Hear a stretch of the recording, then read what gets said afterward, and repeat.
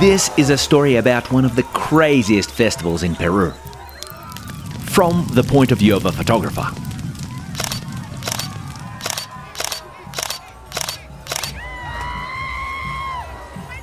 I'm on my way to a little town in the Peruvian Andes called Paucartambo. This time of the year in the Andes is well and truly festival and celebration season, and every July there is a big party in Paucartambo, the Virgen del Carmen. It's supposed to be really exciting and amazing and really photogenic.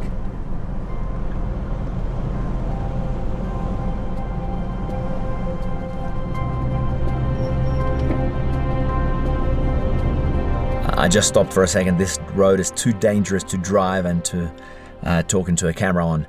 I wanted to say that on this video, I am again collaborating with 𝗧𝗯𝗹𝗲, the photo processing software, and I think that's very fitting because these celebrations, the festivals that I have been shooting, I have been processing virtually all of them in 𝗧𝗯𝗹𝗲.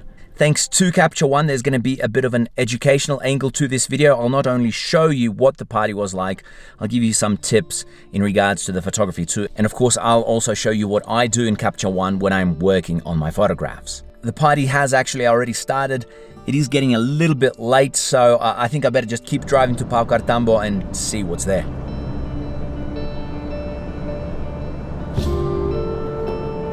I actually underestimated how long it'd take to get to Paucartambo.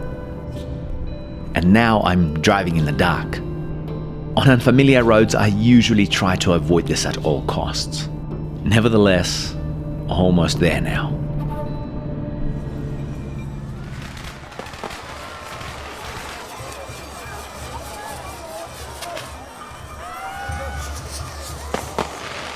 Moments after I arrive in the center of town, it's like I've been transported into a different world.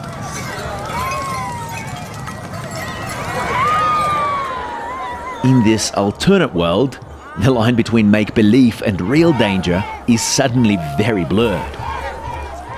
Fire is all around us. I'm crying from the smoke and sparks are landing on my head.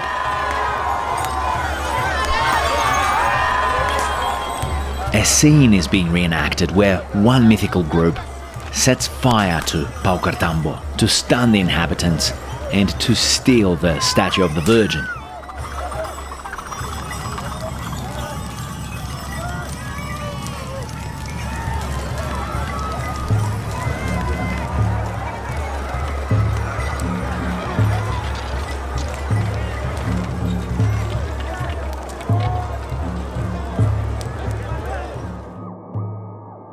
Photographically, I'm just reacting on autopilot here. I'm trying to draw on all of my past experiences. But I've never seen anything quite like this before.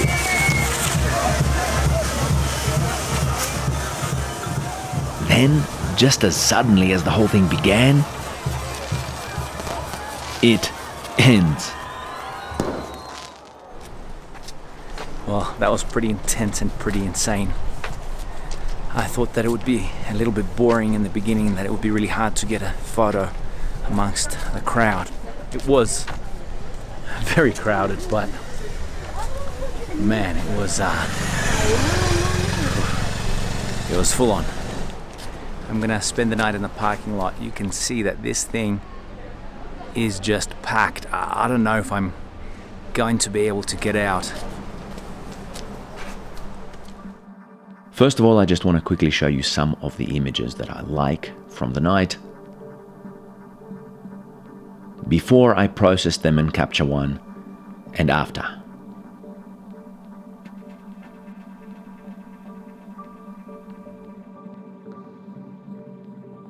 Now, you might want to know how I go about importing and cataloging my images, and actually I do it in a very simple way, nothing complicated. I don't really like to make big catalogs. I use a folder system. I'll show you.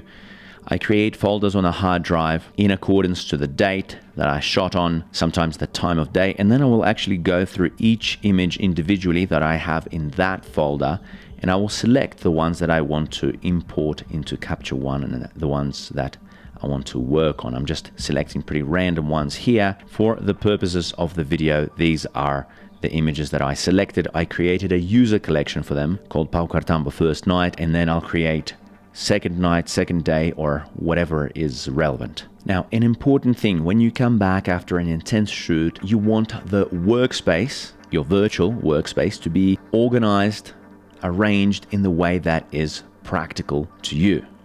And that's what I really love about Capture One, that you can do that. You can see that there are different workspaces that you can save. Now, this is the way that I like my one. All the images sort of here, a bird's eye view, and the little previews on the side. This is the default one.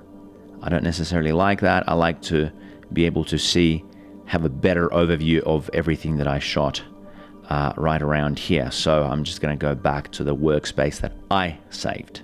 There's something else that is really amazing and I think quite unique to Capture One, that you can also arrange these different tabs. All of these tabs I use to some extent. These three are the ones that I use most. Again, if I bring up the default workspace, you can see there's like the tethering tab. I never use tethering, so I don't need it. And the great thing is that you can actually remove the tether tab. You can rearrange all of the tabs by holding Command on the keyboard and then just moving the tabs around like that. Anyway, we'll go back to my workspace again. As I said, these are the three tabs that I use most, and I've created a favorites tab. This has all of the tools that I use most under one tab. I just want to show you what I actually do, how I actually work. I press Command B on the keyboard to enlarge the photo. So this is where I can work on it, do all of my adjustments. And the first thing that I do, the base of everything that I do before I adjust any photo, is I go here to custom styles or presets, and then I choose one of the custom styles or presets that I will apply to the photograph. I've created my own ones.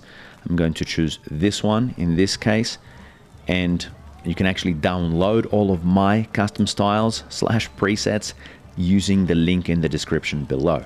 So now I've got my custom style applied. The next thing that I usually do is I start looking at what I can enhance, what I can make stand out within the frame a little bit. And for that, I like to use the style brushes, custom style brush. I've created one called Enhance. I will paint in the areas that I want to be enhanced, to stand out. You can see I've done a little bit here. So almost right after the presets, I use this Enhance Custom Style brush. Now you saw me that I just went from this tab to this one. But what I really love about Capture One is that it allows me to create the same set of tools within the same tab. So you can see here, Style Brushes, Enhance, it is under the same tab as all of my custom styles or presets. It's not a big thing, but I just love being able to really customize the workspace like that to make it as convenient for me as possible. I can also make the style brush a floating tool, so I can go between the different tabs, and it's just going to be here and I can apply it anytime, but I do prefer the way that I did it. Now, a little bonus tip. You can see all this smoke here, and I have to tell you, as soon as I saw this smoke, I just rushed to the spot to make a photo. Why? Because the smoke renders much of the background less distracting. There are so many people, there's a crowd of people. You can see there are lights in the background, and actually what the smoke has done is it's dimmed the lights a little bit. So I've essentially got separation between the foreground, you know, the main subject, and the background, and you can see that this happened in a few situations, and I got quite excited every time because you can see there is a crowd of people back there, photographers, lights. Here a little less so, but still the idea is the same. The smoke allowed me to create separation between my subject and the background, and I took advantage of it in a few cases. So that's a bonus little tip for you before we go to the next day.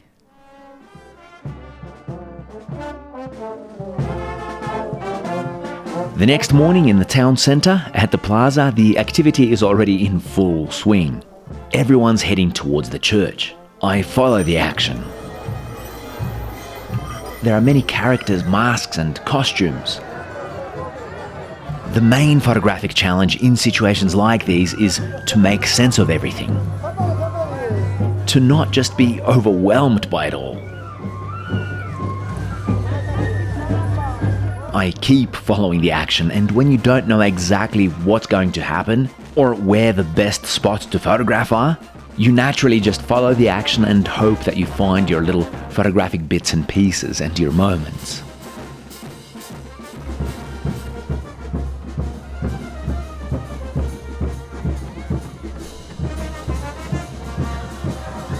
Another scene is being played out from the legend of the Virgen del Carmen.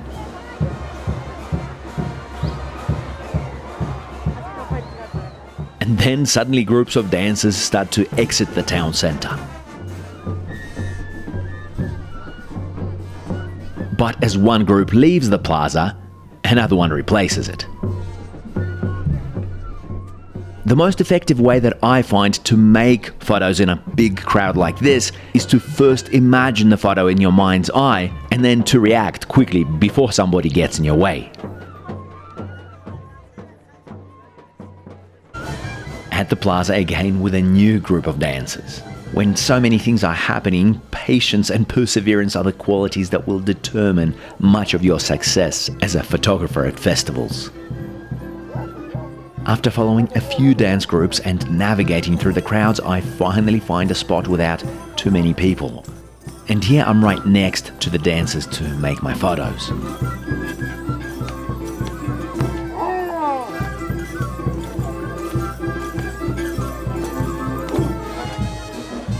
More dance groups come and I take advantage.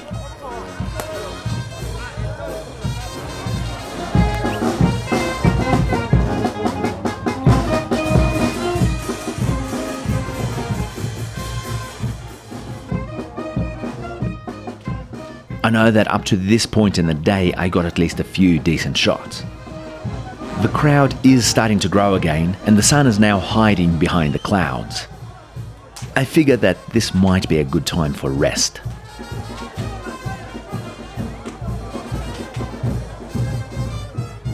Well, I'm pretty exhausted. I was shooting from about 9 a.m. to around 1:32. A lot of action out there. It's everything that I expected it to be. I'm so glad to have my camper to come back to because I just had a little nap and I'm about to head out there again and see what's going on. I have been working on some of my photos, so before I get out there, I just want to show you what I got. So here are some of the photos from the day that I think are pretty strong. You are seeing them before the adjustments in Capture One and after.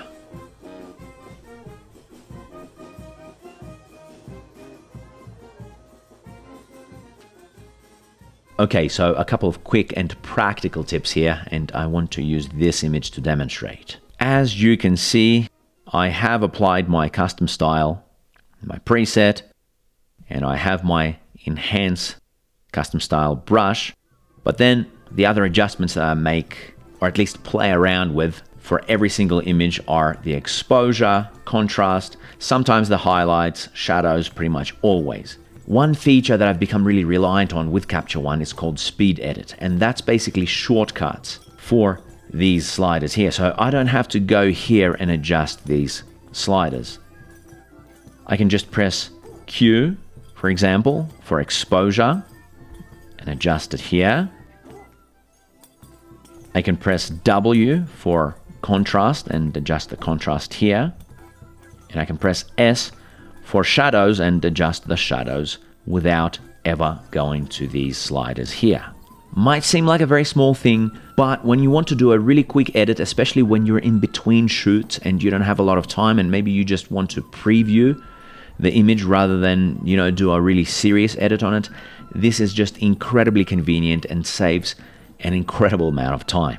So if you have Capture One or if you're interested in getting it or trying it, I highly recommend that you try Speed Edit. Now, just real quick, you can see that I've made a few adjustments, and the ones that are more of note are the adjustments to the highlights. You can see that I had to darken this part a little bit. If I toggle that off and back on, you can see that the pants that were a little bit too bright before, now I think they look just fine. I brightened a little bit of the sky, a little bit of the frame, because I had an ND filter on and there was a bit of vignetting there. Now the ND filter also shifted the color of the sky a little bit, and so I want to draw your attention to another really powerful set of tools that Capture One has, and that is the color editor. It's not like the other software packages don't have a color editor, but I think it's so incredibly convenient in Capture One. I've really come to love using it. Let me show you why. So the sky was, I don't know, it was looking off. Let me show you. This is before I applied the adjustments. And so what I did was I selected the color picker. I selected the color from the sky, and then I just made the adjustments. I raised the saturation and the lightness, and you can see that this is the difference before and after. Now, the next thing that I want to show you, it's also not exclusive to Capture One, but it's super convenient and it goes hand in hand with this whole idea of speed edit and quickly working on your images between shoots. So I'm talking about being able to copy the adjustments from this photograph, for example, and applying it to the other one. I will go to this tab and go to the adjustments clipboard, and then here I can actually choose all of the adjustments that I want taken from this photo and copied onto another one. I don't want to choose exposure, and I don't want any of the layers to be copied either, because these are individual adjustments more relevant to this image. So I'm gonna toggle these off, and then I'm gonna select this photo because it was shot in more or less the same spot under the same light, and I'm going to apply the adjustments right here. So super convenient, super quick, a great starting point. I'm still gonna do some more adjustments. Again, I'm going to use the speed edit right away to play around with the exposure, try a few different things, but a really great and convenient way to start editing a photograph and save a lot of time. Somehow I managed to get through a huge crowd that started blocks before the plaza. I'm seeing the end of the procession of the Virgin, around whom this whole event is centered. Honestly though, this isn't particularly interesting photographically, and often this is the case. It's common that elements of ritual significance do not equate to truly special photo opportunities. There's going to be more of what I've already photographed during the afternoon. It's overcast, so there's no chance for some late afternoon light magic. I'm going to call it a day as far as photography goes.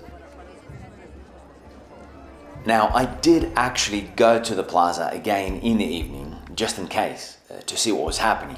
I also got this portrait of a woman who was hanging around by the plaza. I quite like it. A nice bonus. More importantly though, at the plaza I got a great tip which changed my plans. Originally, the next morning, I was going to a beautiful viewpoint called 𝗧𝗯𝗶𝗲 for sunrise. But it always pays to talk to people, to ask around, and so after talking to a local family, I found out that the next morning at the cemetery there would be a whole thing happening around 8 AM. The viewpoint will be there all year, and these events only happen once a year, so I figured the heck with the viewpoint, I'm gonna stay in Paucartambo to see what's gonna take place at the cemetery. The activities at the cemetery were postponed, so I follow two dancers that I see in the street. Again, I end up at the church. It's still early, so for the first time I see everything in the beautiful morning light. Some nice interplay of shadow and light.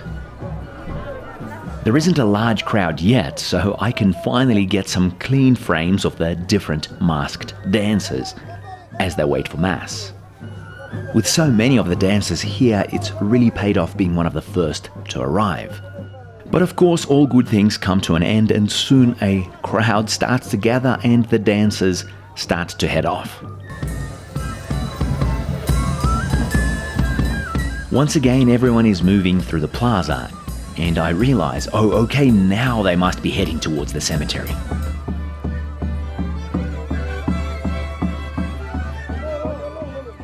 I want to get there fast to beat the crowd and to find my spots.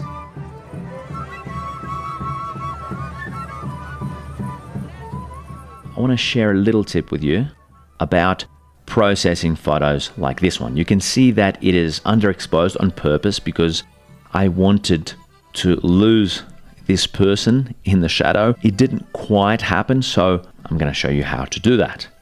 First of all, as always, selecting one of the custom styles. This is the one that I'm going to use. And I think that this part is actually looking a little too dark, so I am going to use the speed edit for exposure, pressing Q on the keyboard. I'm going to raise the exposure a tiny bit.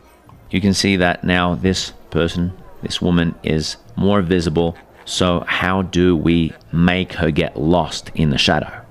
Well, we go to this tool tab and we are going to choose this, the radial gradient mask, or Shift T on the keyboard. And I'm going to draw this, I'm going to twist it a little bit. I'm going to press S on the keyboard, speed edit for shadow, and I am going to bring the shadow all the way down. You can see that. That's it. The woman fades into the darkness this way.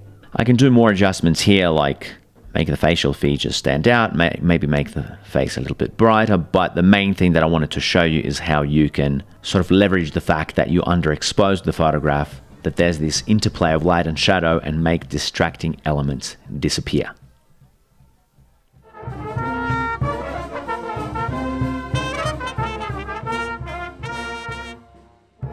At the cemetery, there are already groups of musicians playing by the graves.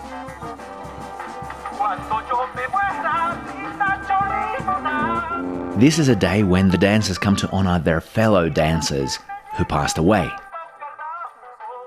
It's clear that for some, this is an emotional day. More dancers arrive to pay respect and to honor those who paved the way for them.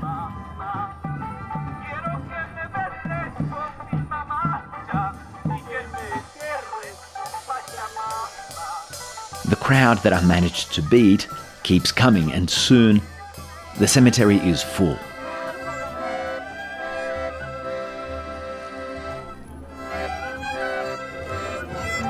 Once again, I have the same challenge. Too many things happening everywhere at once. I just kind of get in there with some of the groups and I get up close. I have to confess, I'm fascinated by this celebratory vibe at the cemetery. So different to the world that I come from. Something to think about.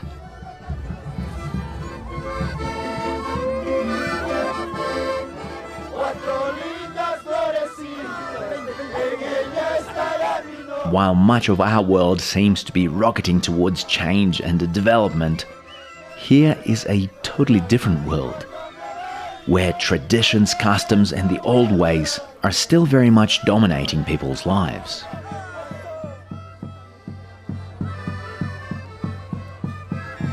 As I keep moving around the cemetery, my goal is the same. Search for elements and moments that I can isolate and focus on amidst the chaos.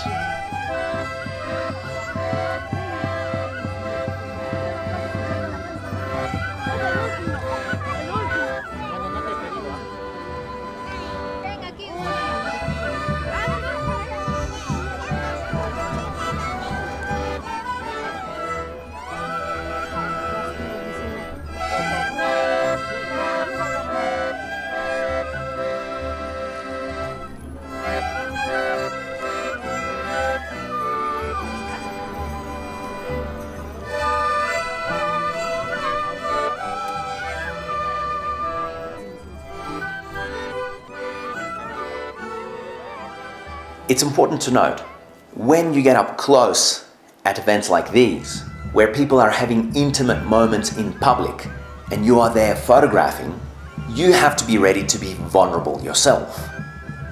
What do I mean? These guys here, they noticed me making photos immediately and they started joking at my expense. Nothing mean, but just sort of having silly fun. They even put a stamp on my neck and on my cheek, as they did to others as well, as if we were a part of their dance group. Now, I could have gotten frustrated with all of this, pissed off. I could have avoided getting so far out of my comfort zone. But instead, I just sort of went with the flow, which is what I recommend to anybody doing this kind of photography. And the result are these intimate kinds of photos, close-up kinds of photos that you're seeing now.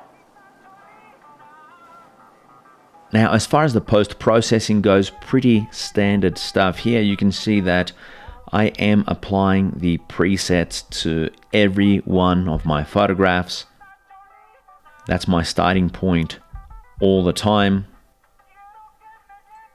With something like this, I'm also using the Enhanced Custom Style brush to sort of make the facial features of this man stand out a little bit. Also, I brightened his face. You can see that initially it was a little too dark, so I brightened it, and with all of the images I'm making little adjustments like those. I do want to draw your attention to another pretty cool little tool.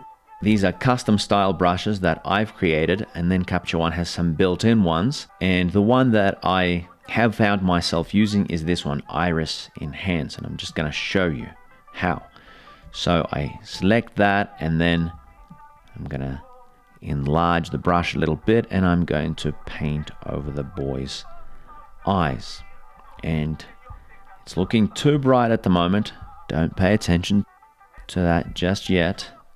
I'm going to paint over this eye as well, and look at that. That is looking way too bright. So what I love about this feature is that you can actually change the opacity of the effect and bring the effect down. So that looks a little more realistic. I only want it to be really, really subtle. So there we are. And if I zoom in and toggle that off, you see it's incredibly subtle. The eyes are a little bit brighter, which is what I wanted, but they're not like overwhelmingly alien-like bright. Now, there is another thing that I've done with some of the images, and that is I brought down the brightness of the clouds. So, you know, with something like this, I just selected it and brought it down. Or with a photo like this, you can see that I've very specifically chosen the clouds by using Luma range. And this video isn't really a tutorial. I do have another video where I explain all these features of Capture One and I show you how to use them, and you can check that out using the link on the screen now, or there will be another one at the end of the video. Alright, now after the cemetery, the final scene of the festival was to take place. This final scene was the reason why I didn't leave Paucartambo the day before. It was to be something special. Things are already getting crowded on the way to the plaza and the main celebration. I'm barely able to squeeze through the crowd, and I start taking photos right away. But I've got to keep moving around not to block the view of those who have been saving their spot for hours. The dancers are also crowd control, keeping everyone away from the path of the performers. One of these dancers tells me that if I keep moving around, he'll have to kick me out. He finds me a spot amidst the spectators, thankfully with a great view. The final scene is about to begin.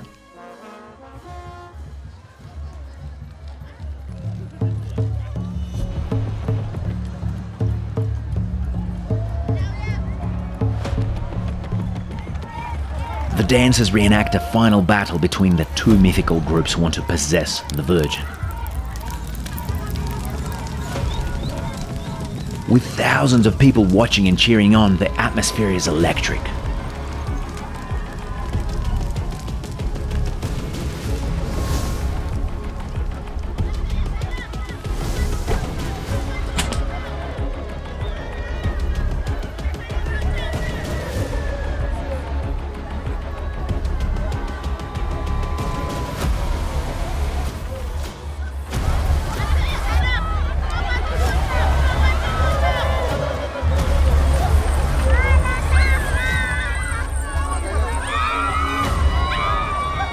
I've got to say that on the one hand, modern day entertainment makes all of this seem naive. On the other hand, being only inches away from the action with so few regulations there's a real possibility of getting burned or accidentally whipped. The uncertainty of it all, the chaos, the crowd, the adrenaline. These factors make you perceive everything in a completely different way.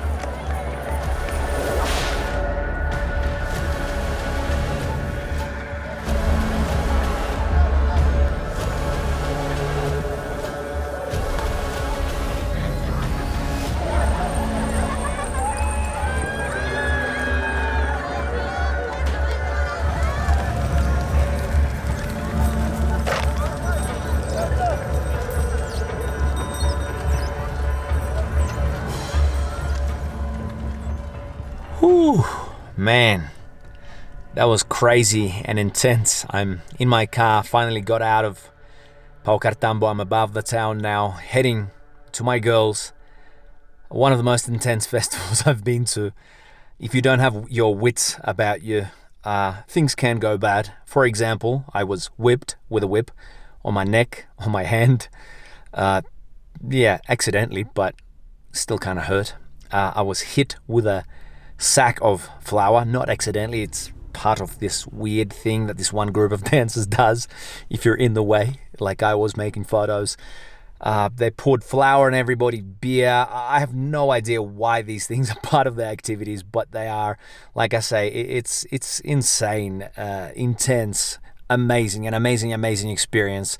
I'm really exhausted, didn't sleep much for the past couple of days, so I'm heading back. That's it for now. It was quite an experience at Paucartambo, and I really want to thank 𝗧𝗯𝗹𝗲 for encouraging me to get creative on this video, for giving me an opportunity to share a few extra tips with you. I really hope that you enjoyed the video. If you wanted to try 𝗧𝗯𝗹𝗲 or buy it at 20% off, the links are down below in the description. If you want to see a tutorial that I made on 𝗧𝗯𝗹𝗲, click here. There's a lot to take in there. That's about it from me. Goodbye for now.